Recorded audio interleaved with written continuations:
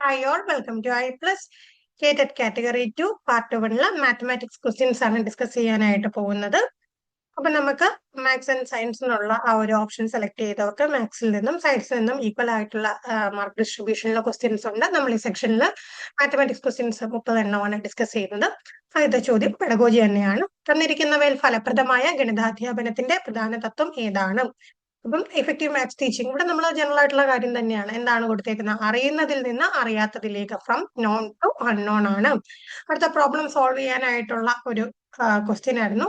1/2 × 3 into 1/2 × 4 into 1/2 × 5. Answer വരുന്നത് 1/4096 ആണ്.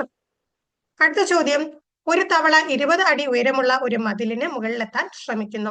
ഓരോ മണിക്കൂറിലും 3 അടി മുകളിലേക്ക് ചാടി കയറുമെങ്കിലും 2 അടി താഴേക്ക് പോരും എങ്കിൽ മതിലിന് മുകളിലെത്താൻ തവളയ്ക്ക് എത്ര സമയം വേണ്ടിവരും? 18 മണിക്കൂറാണ് എടുക്കുന്നത്. അടുത്ത ചോദ്യം, ജ്യോതിഷിന് 10% സാധാരണ പലിശ നിരക്കിലുള്ള തന്റെ നിക്ഷേപത്തിൽ നിന്നും 3 വർഷം കൊണ്ട് 480 രൂപ പലിശ ലഭിച്ചു എങ്കിൽ ജ്യോതിഷ് നിക്ഷേപിച്ച തുക എത്ര? അവിടെ ഇൻവെസ്റ്റ് ചെയ്ത എമൗണ്ട് കണ്ടുപിടിക്കാനായിട്ടാണ് 1600 രൂപയാണ്.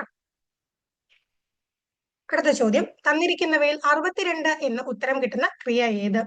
73 + -18 -7 ആണ് ആൻസർ വരിക. ഇവിടുത്തെ പെഡഗോജി ക്വസ്റ്റ്യൻ ആണ്. പ്രൈമറി ക്ലാസ്സുകളിൽ ഗണിതം പഠിപ്പിക്കുന്നതിനുള്ള ഏറ്റവും നല്ല രീതി ഇത് ഏതാണ്? ആക്ടിവിറ്റി ബേസ്ഡ് ലേണിംഗ് ആണ്, പ്രവർത്തനാധിഷ്ഠിത പഠനമാണ്. അടുത്ത ചോദ്യം, 2/15 പകുതി എത്രയാണ്? 2/49 ആണ്. അടുത്ത താഴെ തന്നിരിക്കുന്നവയിൽ ശരിയായത് ഏതെന്ന് കണ്ടെത്താനാണ്. ഇവിടെ ശരിയായിട്ട് വരുന്നത് 1/4 > 1/5 ആണ്. അടുത്ത ചോദ്യം, ഗണിതശാസ്ത്രത്തിലെ യൂണിറ്റ് ടെസ്റ്റിന്റെ പ്രാഥമിക ലക്ഷ്യം. അപ്പൊ നമ്മൾ ഒരു പർട്ടിക്കുലർ സബ്ജക്റ്റിലേക്ക് അപ്ലൈ ചെയ്യുന്നേ ഉള്ളൂ. പെഡഗോജി എല്ലാം എന്താണ്? കോമൺ ആണ് അല്ലേ? അപ്പൊ യൂണിറ്റ് ടെസ്റ്റ് എന്ന് പറയുമ്പോൾ തീർച്ചയായിട്ടും എന്തിനു വേണ്ടിയിട്ടാണ്? പഠന ബുദ്ധിമുട്ടുകൾ കണ്ടെത്തുകയും പഠന ലക്ഷ്യങ്ങളുടെ നേട്ടം വിലയിരുത്തുകയും ചെയ്യാനാണ്. ലേണിംഗ് ഡിഫിക്കൽട്ടീസ് എന്തെങ്കിലും ഉണ്ടോ, അല്ലെങ്കിൽ എത്ര കാര്യങ്ങളൊക്കെ ലേണിംഗ് ഒബ്ജക്റ്റീവ്സ് എത്രമാത്രം അച്ചീവ് ചെയ്തു എന്ന് കണ്ടെത്താനായിട്ടാണ്. അടുത്ത ചോദ്യം, സമചതുരാകൃതിയിലുള്ള ഒരു മൈതാനത്തിന്റെ പരപ്പളവ് 5700.25 ചതുരശ്ര മീറ്റർ ആണെങ്കിൽ അതിന്റെ ഒരു വശം എത്രയായിരിക്കും? 75.5 മീറ്റർ ആണ്. അടുത്ത ചോദ്യം, ഇക്വേഷൻസ് കൊടുത്തിട്ട് അതിൽ ശരിയല്ലാത്തത് കണ്ടെത്താനാണ്.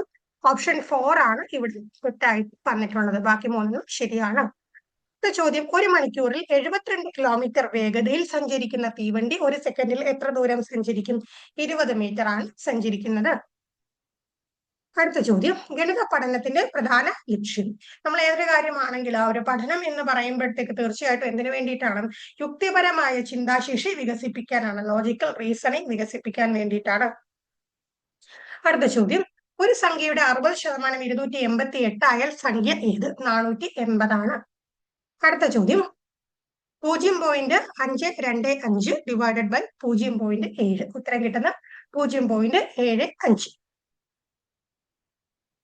അടുത്ത ചോദ്യം, സ്കൂളുകളിൽ ഗണിത ക്ലബ്ബുകൾ രൂപീകരിക്കുന്നതിന്റെ പ്രാഥമിക ലക്ഷ്യം, മാത്സ് ക്ലബിന്റെ പ്രൈമറി ഒബ്ജക്റ്റീവ് എന്താണ്? ഗണിതത്തിൽ താല്പര്യവും ആസ്വാദന ശേഷിയും വളർത്താനാണ്. To promote interest and enjoyment in mathematics. അടുത്തതും ജനറൽ ക്വസ്റ്റ്യൻ ആണ്. ഉദാഹരണങ്ങളിൽ നിന്ന് തുടങ്ങുകയും നിഗമനങ്ങളിൽ അവസാനിക്കുകയും ചെയ്യുന്ന ഗണിത പഠന രീതി ഏതാണ്? അത് ആഗമന രീതിയാണ്, ഇൻഡക്റ്റീവ് മെത്തേഡ്. തിരിച്ചാണെങ്കിൽ എങ്ങനെ വരും? അത് ഡിഡക്റ്റീവ് മെത്തേഡ് വരും. അടുത്ത ചോദ്യം, ചിത്രത്തിലെ സമചതുരങ്ങളുടെ എണ്ണം കണ്ടെത്താനാണ്. 12 ആണ് ഉത്തരം വരുന്നത്. അടുത്ത ചോദ്യം, 6 വശങ്ങളുള്ള ഒരു ബഹുഭുജത്തിൽ എത്ര വികർണങ്ങൾ വരയ്ക്കാം? 6 സൈഡുള്ള പോളിഗണിൽ എത്ര ഡയഗണൽ വരയ്ക്കാം? 9 ഡയഗണൽ വരയ്ക്കാം. അടുത്ത ചോദ്യം, ഇന്ന് തിങ്കളാഴ്ച ആണെങ്കിൽ 75 ദിവസങ്ങൾക്ക് ശേഷം വരുന്ന ദിവസം ഏതാഴ്ചയായിരിക്കും? അത് ശനിയാഴ്ചയായിരിക്കും. അടുത്ത ചോദ്യം, 2 സെക്കൻഡിൽ ഒരു സംഖ്യ എന്ന കണക്കിൽ രാജു 1 മുതൽ എണ്ണൽ സംഖ്യകൾ എണ്ണുന്നു. 3 മണിക്കൂർ കൊണ്ട് രാജുവിന് ഏത് വരെയുള്ള സംഖ്യകൾ എണ്ണി തീർക്കാനാകും? 5400 ആണ്. അടുത്ത ചോദ്യം, 10 and 3/7 ഏത് സംഖ്യ കൂട്ടിയാൽ 27 കിട്ടും? 16 and 4/7.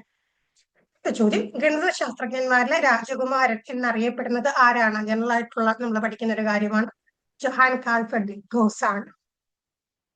അടുത്ത ചോദ്യം, പ്രൈമറി തലത്തിൽ ഗണിതശാസ്ത്രം പഠിപ്പിക്കുന്നതിന് ടീച്ചിങ് ലേണിംഗ് മെറ്റീരിയലുകൾ TLM. നമ്മൾ പ്രൈമറി ക്ലാസ്സിൽ മാത്തമാറ്റിക്സ് പഠിപ്പിക്കാനായിട്ട് ഉപയോഗിക്കുന്ന TLM ഏറ്റവും ഉചിതമായ ഉപയോഗം ഇനി പറയുന്നവയിൽ ഏതാണ്?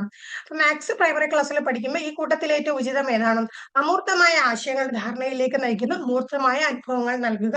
നമ്മൾ ജനറൽ ആയിട്ടും പഠിച്ചിട്ടുള്ള കാര്യമാണ്. കോൺക്രീറ്റ് എക്സ്പീരിയൻസിലൂടെ എന്താണ് അബ്സ്ട്രാക്ട് ആയിട്ടുള്ള കാര്യങ്ങൾ കുട്ടികൾക്ക് മനസ്സിലാക്കി കൊടുക്കാം.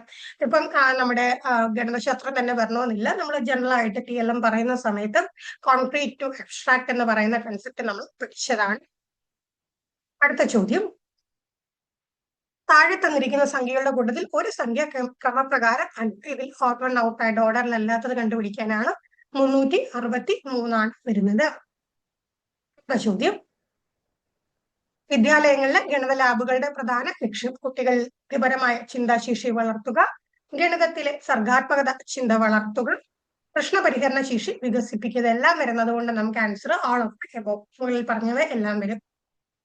അടുത്ത ചോദ്യം, 5⁻⁻4 into 5⁻⁻6 into 5⁸8. നമുക്ക് ആൻസർ എന്താ വരുന്നത്? 1/25 ആണ്.